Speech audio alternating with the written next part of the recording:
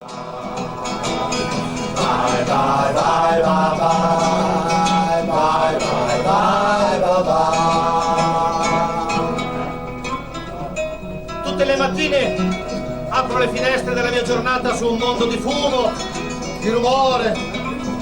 C'è gente che ruba, che tira le bombe, e non è nessuno che si ferma per regalarmi un fiore.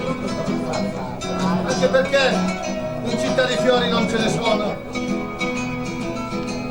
Com'è triste la città, com'è triste Milano. Ma dentro un bar pieno di fumo e un po' di vino, mi cullo in quel calore, in quella umanità. Per poche lire mangerò un altro panino e ne andrò con quel sapore di città.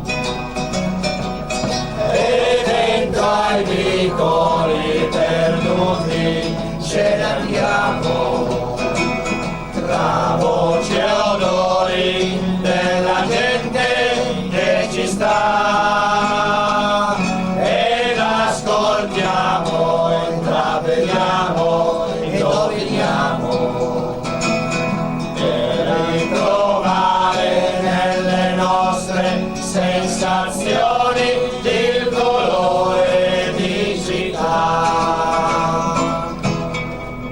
Ho scoperto che il colore più diffuso a Milano è il grigio. I tram, le case, i volti non sono più gialli, verdi, rosa, no, sono grigi, di un grigio diverso del mio umore delle 5:15 della sera di novembre, ma sempre grigi, anzi grigiastri. Com'è triste Milano, com'è triste la città.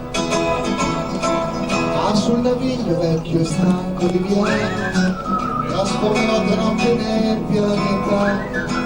Nella sbagliata invece l'altra con la mano la porterò sotto le stelle via al di là.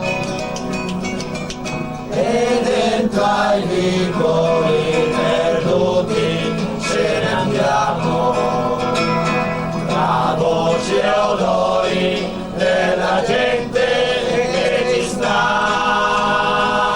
ed ascoltiamo, intravediamo, indoviniamo, per ritrovare nelle nostre sensazioni il colore di città. Ma tra la gente tra sognato mi confondo, e ognuno e tutti non c'è nulla che non va. È una risata e una bestemmia in tutto un mondo, e mi resti quest'idea della città.